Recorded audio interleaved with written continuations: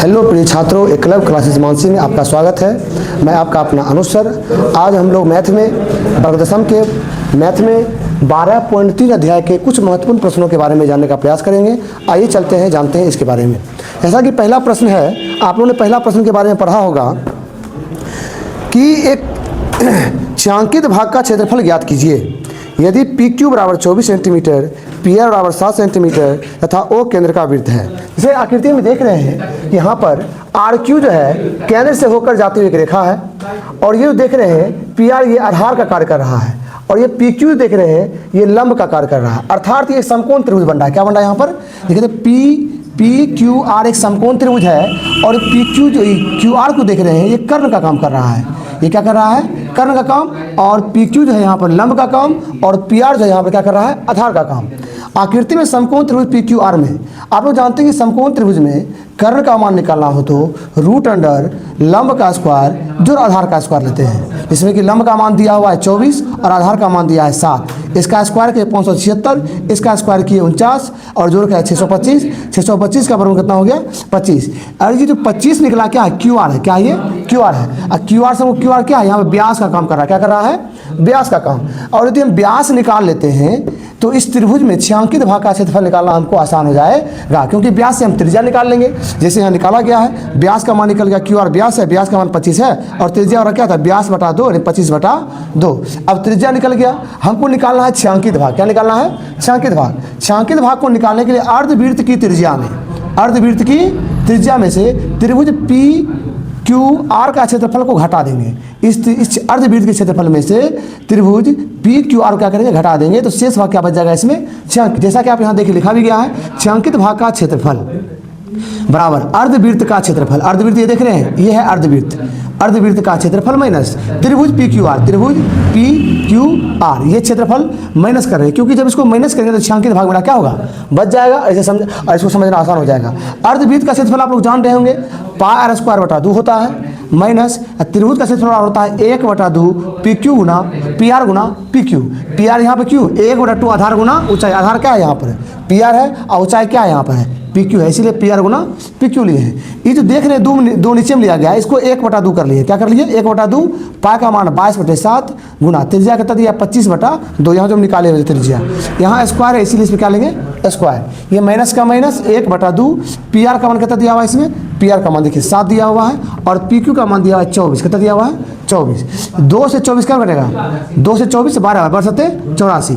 1/2 22/7 गुना 25/2 का स्क्वायर मतलब 25/2 गुना 25/2। 2 से 22 कब कटेगा? 11 बार कटेगा।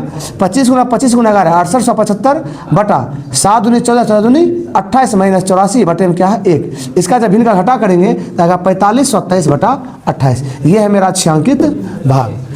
अब इसी प्रकार दो नंबर का सवाल देखिए, इसमें दिया गया है, ये भी महत्वपूर्ण प्रश्न है, कई बार पूछा गया है इसमें। आकृति 12.21 में छायांकित भाग का क्षेत्रफल ज्ञात कीजिए। यदि ए बी सी डी भुजा 14 सेंटीमीटर का आकृति 12.20 में छायांकित भाग का क्षेत्रफल ज्ञात कीजिए। यदि केंद्र O वाले दो संकेंद्रीय वृत्तों की त्रिज्या 7 सेंटीमीटर और 14 सेंटीमीटर है, और केंद्रीय कोण का मान 40 डिग्री दिया हुआ है। मतलब एक ही केंद्र पर दो वृत्त हैं। एक जो छोटा वृत्त है उसकी त्रिज्या 7 सेंटीमीटर है, और एक बड़ा वृत्त है उसकी त्रिज्या 14 सेंटीमीटर है। और कह रहा है छायांकित भाग जो देख रहे हैं इसका क्षेत्रफल निकालने कहा जा रहा है। इस छायांकित भाग का क्षेत्रफल निकालने के लिए हम क्या करेंगे? बड़े त्रिज्या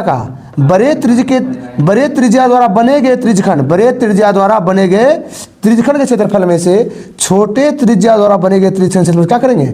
घटा देंगे। जैसा कि यहाँ दिखाया गया है, छायांकित भाग का क्षेत्रफल बराबर 14 सेंटीमीटर त्रिज्या वाले त्रिज्यखंड का क्षेत्रफल माइनस 7 सेंटीमीटर त्रिज्या वाले त्रिज्यखंड का क्षेत्रफल।